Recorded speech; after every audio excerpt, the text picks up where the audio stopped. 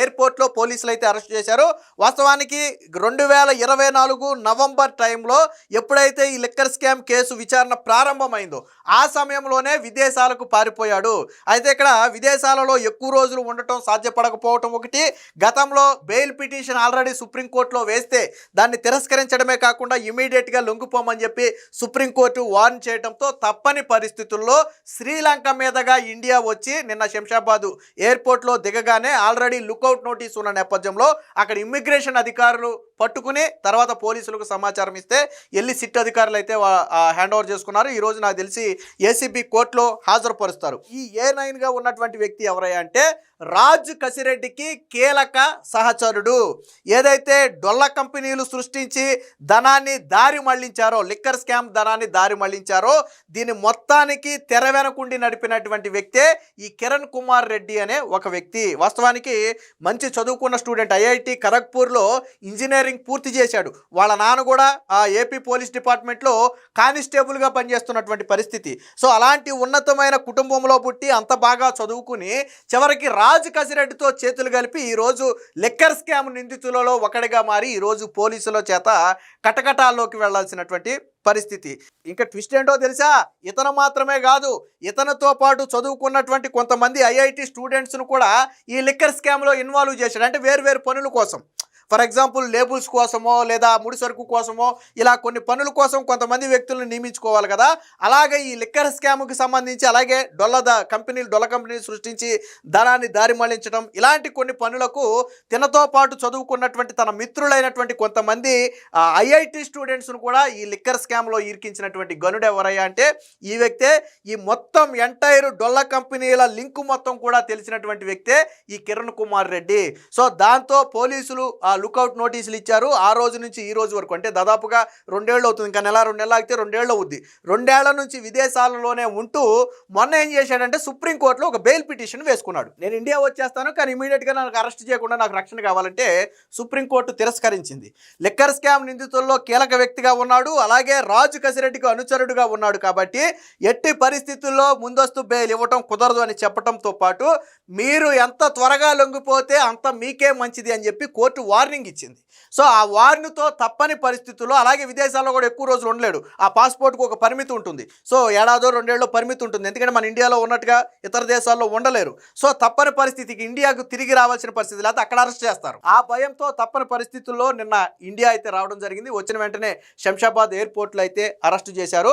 ఇతను ఒక టెక్కర్ అనే ఒక డొల్ల కంపెనీని సృష్టించి దాని ద్వారా ఈ నల్లధనం మొత్తాన్ని, అంటే ఈ లిక్కర్ సొమ్ము మొత్తాన్ని కూడా దారి మళ్లించారు అనేది సిట్ అధికారులు చెబుతున్నటువంటి మాట. ఇప్పుడు ఇతన్ని కస్టడీకి కావాలని చెప్పి పోలీసులు అడుగుతారు. ఎందుకు కస్టడీకి కావాలి అంటున్నారు అంటే ఈ డొల్ల కంపెనీల లింక్ అంతా తెలిసినటువంటి వ్యక్తి ఈ కిరణ్ కుమార్ రెడ్డి. దీనితో పాటు ఎక్కడెక్కడికి ధనాన్ని మళ్లించారు, ఏ రూపంలో ఉంది, అంటే స్థిరాస్తుల రూపంలో ఉందా, ఏదైనా బ్యాంక్ అకౌంట్ రూపంలో పెట్టారా, లేదా క్యాష్ రూపంలోనే ఎవరి దగ్గరైనా దాచారా అనే వివరాలు తెలుసుకోవడంతో పాటు మీకు గతంలో హవాలా మార్గంలో కూడా ఈ సొమ్ము నడిపారని మీకు చెప్పాను. ఏదో ఒక కరెన్సీ నోటు, ఈ ఇన్వెస్టిగేషన్ సందర్భంగా ఒక కరెన్సీ మొక్క దొరికిందని చెప్పాను, గుర్తుందా? సగం చింపిన కరెన్సీ నోటు ఒకటి దొరికిందని చెప్పాను, గుర్తుందా? అంటే ఈ హవాలా మార్గానికి సంబంధించినటువంటి లింకులు ఏమైనా ఇతనికి తెలిస్తే దాని ద్వారా కేసుని ఛేదించవచ్చు అనేది పోలీసుల అభిప్రాయం. దాంతో ఈరోజు ఏసీబీ కోర్టులో అయితే ప్రవేశపెట్టే అవకాశం ఉంది. వెంటనే ఆ కోర్టు రిమాండ్ విధించిన వెంటనే వీళ్ళు కస్టడీకి కూడా తీసుకునే అవకాశం ఉంది. సో ఎప్పుడైతే A9గా ఉన్నటువంటి 2 ఏళ్లుగా దొరకకుండా తప్పించుకు తిరిగినటువంటి ఈ కిరణ్ కుమార్ అనే వ్యక్తి దొరికాడు అని తెలిసిందో ఇప్పుడు వైసీపీ నేతల గుండెల్లో రైళ్లు పరిగెడుతున్నాయి. ముఖ్యంగా ఈ లిక్కర్ స్కామ్ నిందితులు రాజు కసిరెడ్డి కావచ్చు, చెవిరెడ్డి భాస్కర్ రెడ్డి కావచ్చు, మిథున్ రెడ్డి కావచ్చు, కృష్ణమోహన్ కావచ్చు, అలాగే అజయ్ కల్లం కావచ్చు, వీళ్ళందరూ కూడా లిక్కర్ స్కామ్లో అరెస్ట్ అయ్యి బెయిల్ మీద బయట ఉన్నవాళ్ళు. ఇప్పుడు కొత్త లింక్ ఏదైనా దొరికితే ఇది మళ్ళీ ఎక్కడికి దారి తీస్తుందో, మళ్ళీ ఎవరిని అరెస్టు చేస్తారో అన్న ఒక భయం అనేది వైసీపీ లిక్కర్ స్కామ్ నిందితులందరిలో కూడా ఉంది. సో ఇది వైసీపీకి ఒక రకంగా వణుకుగా మారింది. A9 కాదు, A10గా ఉన్నటువంటి వ్యక్తి కూడా విదేశాల్లోనే ఉన్నాడు. సో ఆ వ్యక్తి కూడా మొన్న కోర్టులో నేను లొంగిపోతాను అని చెప్పి ఏసీబీ కోర్టులో ఒక పిటిషన్ వేశాడు. ఆ వ్యక్తి కూడా ఇవాళ రేపట్లో ఇండియాకి వచ్చి లొంగిపోవచ్చు అనే వాదన ఉంది. ఎప్పుడైతే ఈ లిక్కర్ స్కామ్ కేసులో ఉన్న వాళ్ళందరూ దొరుకుతారో కేసు వేగంగా ముందుకెళ్ళదు. అలా కాకుండా కొంతమంది బయట ఉండిపోయారనుకోండి, వాళ్ళని వెతకడానికి, వాళ్ళని ఇండియా తీసుకురావడానికే టైం ఎక్కువ పడుతుంది. సో కేసు ముందుకెళ్ళదు. బట్ ఎప్పుడైతే లిక్కర్ స్కామ్లో ఆరోపణలు ఉన్న వాళ్ళు అందరూ దొరికిపోయారో కేసు అనేది వేగంగా ముందుకెళ్తుంది. సో ఈ A10గా ఉన్నటువంటి వ్యక్తి కూడా రేపో మాపో దొరికిపోతే ఆ తర్వాత కేసు మరింత వేగంగా ముందుకెళ్తుంది అనేది వాళ్ళ అంచనా. దీనికి సంబంధించినటువంటి వార్త కూడా ఒకటి వచ్చింది, ఒకసారి చూద్దాం. మద్యం కుంభకోణం నిందితుడు కిరణ్ కుమార్ రెడ్డి అరెస్ట్. శ్రీలంక నుంచి వస్తుండగా శంషాబాద్ విమానాశ్రయంలో అదుపులోకి తీసుకున్న సిట్టు మద్యం లంచాల సొమ్ము దారి మళ్లింపుకు డొల్ల కంపెనీల ఏర్పాటులో కీలకం. ప్రధాన నిందితుడు రాజ్ కసిరెడ్డి తరపున వ్యవహారాలు నడిపిన వ్యక్తి ఎవరయ్యా అంటే ఈ కిరణ్ కుమార్ రెడ్డి. 2024 నవంబర్లో దుబాయ్కి పరారు. అప్పటి నుంచి విదేశాల్లోనే.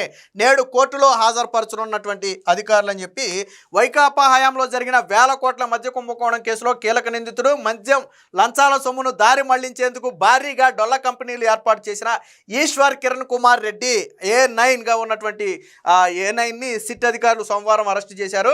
కూటమి ప్రభుత్వం ఏర్పడ్డాక ఈ కేసు మూలాలను వెలుగు తీస్తున్న క్రమంలోనే 2024 నవంబర్లోనే దుబాయ్కి పారిపోయాడు.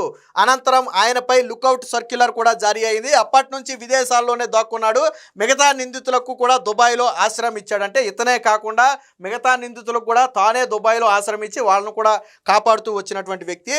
సుప్రీంకోర్టు తీర్పుతో గత్యంతరం లేకే ఈ కేసులో ఇప్పటికే పలువురు అరెస్టు కావటం, ఎక్కువ కాలం విదేశాల్లో ఉండటానికి తప్పించుకునేందుకు అవకాశం లేకపోవడంతో కిరణ్ కుమార్ రెడ్డి ఇటీవల సుప్రీంకోర్టులో ముందస్తు బెయిల్ పిటిషన్ దాఖలు చేశాడు. సుప్రీంకోర్టు నిరాకరించడమే కాకుండా వెంటనే లొంగిపోవాలని ఆదేశించింది. ఇక గత్యంతరం లేని పరిస్థితుల్లో కిరణ్ దుబాయ్ నుంచి శ్రీలంక మీదుగా భారత్ వస్తున్నారు. ఆయనపై లుకౌట్ సర్క్యులర్ ఉండటంతో శంషాబాద్ విమానాశ్రయంలో ఇమిగ్రేషన్ అధికారులు పట్టుకుని సిట్ అధికారులకైతే అప్పగించారు. సో హైదరాబాద్ నుంచి సిట్టు బృందం అయితే ఈ వార్త వచ్చే టయానికైతే తీసుకొస్తున్నట్టుగా వేశారు. ఇతనికి సంబంధించినటువంటి మరొక వార్త కూడా చూద్దాం. సో IIT ఖరగ్పూర్లో బీటెక్ కిరణ్ కుమార్ రెడ్డి మద్యం రవాణా దోపిడీ ఈడీ కేసులోనూ కీలక పాత్రధారి. రాజ్ కసిరెడ్డితో కలిసి టెక్కర్ అనే ఒక డొల్ల కంపెనీని ఏర్పాటు చేసి కొల్లగొట్టిన ముడుపుల సొమ్మును దీని ద్వారా దారి మళ్లించారు. ఆయన్ను విచారిస్తే మరిన్ని వివరాలు వెలుగులోకి వచ్చే అవకాశం ఉంది. తిరుపతికి చెందినటువంటి ఈ కిరణ్ కుమారు కానిస్టేబుల్ కుమారుడు. IIT ఖరగ్పూర్లో ఇంజనీరింగ్ చదివాడు. రాజ్ కసిరెడ్డి ద్వారా ఈ కుంభకోణంలో కీలక పాత్రధారిగా మారి మరికొందరి IIT విద్యార్థులను కూడా ఇందులో భాగస్వాములుగా చేశాడు. అంటే తాను నాశనం అయిపోవడమే కాకుండా మరికొంతమంది విద్యార్థుల భవిష్యత్తును కూడా నాశనం చేశాడు. వాస్తవానికి IIT ఖరగ్పూర్లో ఒక వ్యక్తి ఇంజనీరింగ్ చదివాడంటే మంచి ప్యాకేజీతో మంచి ఉద్యోగం వస్తుంది, లైఫ్ని హ్యాపీగా లీడ్ చేయొచ్చు. అలాంటిది వాళ్ళ నానేమో కానిస్టేబుల్, ఒక గౌరవప్రదమైనటువంటి వృత్తిలో ఉన్నాడు. తీనేమో ఉన్నత చదువు చదివాడు. IIT ఖరగ్పూర్లో చదవడం ఆషామాషి వ్యవహారం కాదు అక్కడ ఇంజనీరింగ్ చేయటం అంటే. అలాంటిది అక్కడ ఇంజనీరింగ్ కూడా చేశాడు. కానీ ఎప్పుడైతే లిక్కర్ స్కామ్ నిందితుడు రాజ్ కసిరెడ్డితో చేతులు కలిపాడో భవిష్యత్తు మొత్తం కూడా ఒక్కసారిగా తలకిందులైపోయింది. దీంతో ఈరోజు కటకటాలు వెనకంటే భవిష్యత్తు మొత్తం ఒక్కసారిగా అంధకారంగా మారిపోవడమే కాకుండా కుటుంబ సభ్యులు కూడా కన్నీరు పెట్టుకునే పరిస్థితి, తల్లిదండ్రులు తలెత్తలేని పరిస్థితి ఈరోజు ఆ కుటుంబానికి వచ్చిందంటే ఆ రోజు చేసినటువంటి పని. ఇక సైఫ్ అహ్మద్ అనే ఇంకొక వ్యక్తి ఎవరైతే A9, ఇప్పుడు మనం చెప్పుకున్న కిరణ్ కుమార్ రెడ్డి అనే వ్యక్తి A9గా ఉన్నాడు. ఈ సైఫ్ అహ్మద్ అనే వ్యక్తి కూడా భారత్ వస్తున్నాడు. మద్యం కేసులో మరొక నిందితుడు సైఫ్ అహ్మద్ A10 కూడా భారత్కు వస్తున్నట్లుగా సమాచారం. ఆయన ఇప్పటికే విజయవాడ ACB కోర్టులో లొంగుబాటు పిటిషన్ దాఖలు చేశాడు.